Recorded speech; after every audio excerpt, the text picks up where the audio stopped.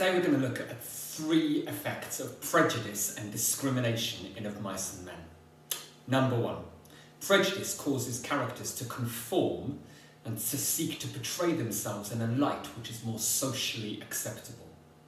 Look at how George responds when the boss doesn't believe that he's not exploiting Lenny.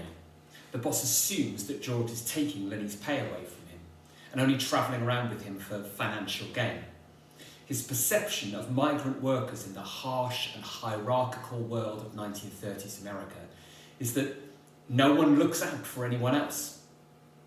No one shows compassion or seeks companionship. The norm is to be self-centred, independent and self-reliant, and to exploit others when the opportunity arises. George is a victim of the boss's prejudicial attitudes towards migrant workers here, and in particular, prejudice regarding acceptable representations of masculinity. George can't admit that he travels with Lenny because he's lonely or because he cares about him. To do so would suggest that he doesn't have what it takes to survive on the ranch.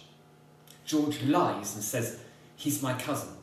I told his old lady I'd take care of him. He got kicked in the head by a horse when he was a kid." So why does he lie? Because this is an acceptable excuse.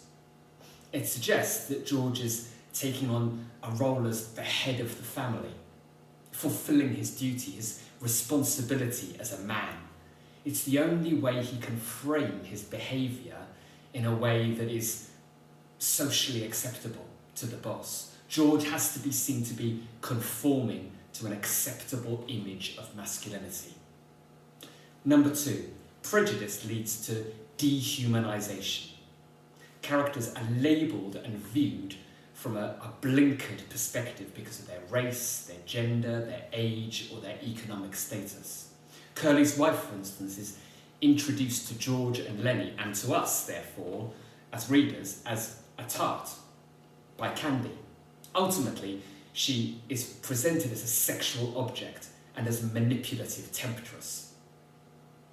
She is defined by her supposed capacity and intent to destroy, that by flirting with the men, she will get them canned or cause conflict between the men and Curly, the boss's son. She is, of course, also seen as a possession, not even afforded the dignity of a name, but seen purely as Curly's wife, something belonging to her husband, stripped of all individuality. Finally, number 3, prejudice isolates. When Lenny goes into Crooks's room on Saturday night, Crooks says, "You got no right coming in my room. You go and get out of my room. You ain't wanted in the bunkhouse. You ain't wanted in my room." In his blind innocence, Lenny asks why Crooks is not wanted. Crooks replies, "'Cause I'm black. They play cards in there, but I can't because I'm black. They see I stink. Well, I tell you, all you stink to me." What is fascinating about Crooks and Lenny's conversation is that so much truth is spoken.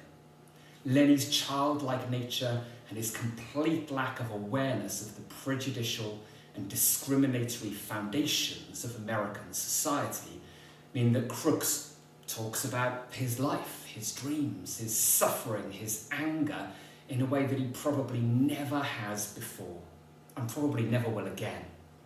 Steinbeck uses Lenny as a tool to enable us to hear the voice of Crooks, a representative of people of colour in 1930s America.